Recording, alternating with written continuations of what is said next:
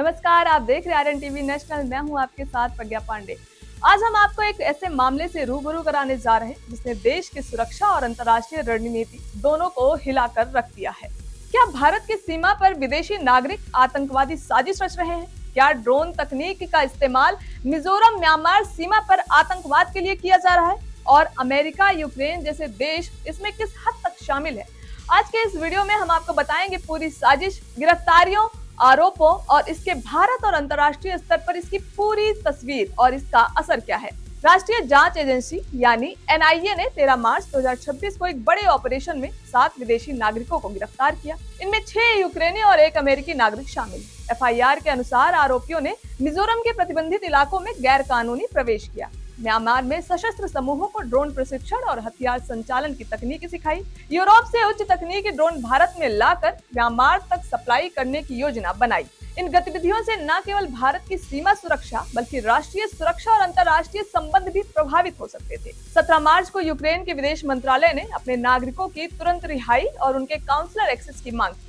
Kyiv ने गिरफ्तारी के बाद के प्रोसेस को लेकर भी आपत्ति जताई। उसका कहना है कि अंतर्राष्ट्रीय नियमों के मुताबिक भारत में स्थित यूक्रेन के दूतावास को अपने नागरिकों की गिरफ्तारी की कोई आधिकारिक सूचना नहीं दी गई। ऐसे में अब उन्हें तुरंत काउंसलर एक्सेस दिया जाना चाहिए। यूक्रेन ने और भी बहुत कुछ कहा, जैसे वो मामले को समझने की कोशिश कर रहे हैं या मामले की गलत तरह की रिपोर्टिंग की जा रही, यह उनका कहना है। लेकिन ऐसा क्यों, यह समझने के लिए आप पहले मामला जानिए। दरअसल इन सभी 7 लोगों पर भारत के खिलाफ आतंकी गतिविधियों की साजिश रचने का आरोप है। लंबे समय से एनआईए के पास इन लोगों की गतिविधियों को लेकर इंटेल मौजूद थे। फिर एक ज्वाइंट ऑपरेशन सेट किया गया। इसमें एनआईए के अलावा इंडियन आर्मी और मिलिट्री इंटेलिजेंस शामिल हुए। फिर हुए अरेस्ट। अगर खबरों की माने तो इस मामले में एफआईआर 13 मार्च की शाम दर्ज की गई। अमेरिकी नागरिकों को कोलकाता एयरपोर्ट पर ब्यूरो ऑफ इमिग्रेशन ने हिरासत में लिया, जबकि 3 यूक्रेनी नागरिकों को लखनऊ और दिल्ली एयरपोर्ट से हिरासत में लिया गया। इनके नाम है मैथ्यू एरन वाडाइक जो अमेरिकी नागरिक हैं, Petro Hurba Taras, Liviak Ivan Sukmanovsky, Marian Stepanakiv, Maximum Hope, Victor Kominsky, यह सभी यूक्रेनी नागरिक हैं। आरोपियों पर गैर कानूनी गतिविधियों रोकथाम अधिनियम यानी यूएपीए की धारा 18 समेत अन्य धाराओं के तहत मामला दर्ज किया गया। अब एनआईए के इस कार्यवाही में सबसे चर्चित गिरफ्तारी मैथ्यू वान डाइक की मानी जा रही है। वान डाइक एक अमेरिकी मीडिया पर्सनालिटी है, लेकिन उसकी पहचान सिर्फ यहीं तक सीमित नहीं। उसे एक मर्सरी यानी भाड़े का लड़ाका माना जाता है।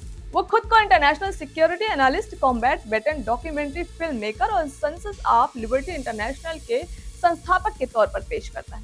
वाडाइक पहली बार 2011 में लीबिया गृह युद्ध के दौरान चर्चा में आया था। रिपोर्ट्स के मुताबिक उस समय वो लीबिया घूमने गया था, लेकिन बाद में उसने गद्दाफी के खिलाफ लड़ रहे विद्रोही गुटों नेशनल लिबरेशन आर्मी के साथ एक विदेशी लड़ाके के तौर पर हिस्सा लिया। इसके बाद उसने कई और संघर्ष क्षेत्रों में भी काम किया।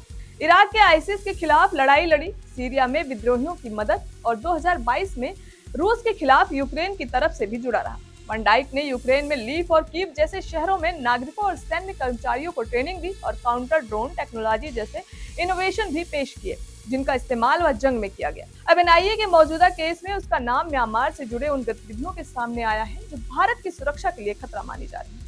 एनआईए का आरोप है आरोपियों ने यूरोप से ड्रोन सप्लाई की और म्यांमार के सशस्त्र समूहों को दिया। ड्रोन तकनीक अब सिर्फ निगरानी के लिए नहीं बल्कि सशस्त्र और आतंकवादी गतिविधियों में इस्तेमाल की जा रही है। यह नई तकनीक भारत के पूर्वोत्तर और अंतर्राष्ट्रीय सीमा सुरक्षा के लिए नया और गंभीर खतरा पैदा करती है। पटियाला हाउस कोर्ट ने एनआईए को आरोपियों की 11 दिनों की हिरासत दी। इस दौरान एनआईए आरोपियों से पूछताछ करेगी और संभावित अन्य संदिग्धों और नेटवर्क की पहचान करेगी। यह कदम जरूरी है ताकि सीमा पार आतंकवादी नेटवर्क, ड्रोन सप्लाई और हथियार संचालन की पूरी गहराई सामने आए। यह मामला हमें याद दिलाता है कि राष्ट्रीय सुरक्षा केवल आतंकवादी हमलों तक सीमित नहीं, बल्कि तकनीकी, हथियार, नेटवर्क और अंतर्राष्ट्रीय साजिशें भी चुनौती है। मुख्य जोखिम है सीमा सुरक्षा, पूर्वोत्तर भारत में असामाजिक गतिविधियों और अप्रत्यक्ष हथियार नेटवर्क, ड्रोन और तकनीकी हथियार, आतंकवादी समूहों को उच्च तकनीक का प्रशिक्षण, अंतर्राष्ट्रीय जुड़ाव, अमेरिका और यूक्रेन की प्रतिक्रिया और विदेशों से ड्रोन सप्लाई।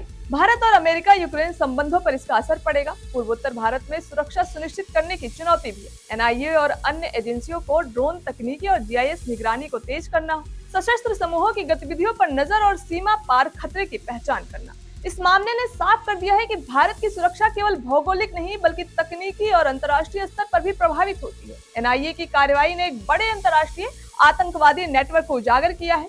देश की सीमा सुरक्षा, ड्रोन तकनीकी और अंतरराष्ट्रीय सहयोग अब पहले से कहीं अधिक महत्वपूर्ण हो गए हैं। तो दोस्तों, यह मामला सिर्फ गिरफ्तारी की खबर नहीं, बल्कि राष्ट्रीय सुरक्षा, तकनीकी हथियार और अंतरराष्ट्रीय रणनीति का परीक्षण है। हम लगातार इस मामले की एनआईए जांच और अंतरराष्ट्रीय प्रक्रिया पर नजर बनाए रखे हैं। फिलहाल के लिए इतना ही। खबरों के अपडेट्स के लिए जुड़े रहें आर्यन टीवी नेशनल के साथ।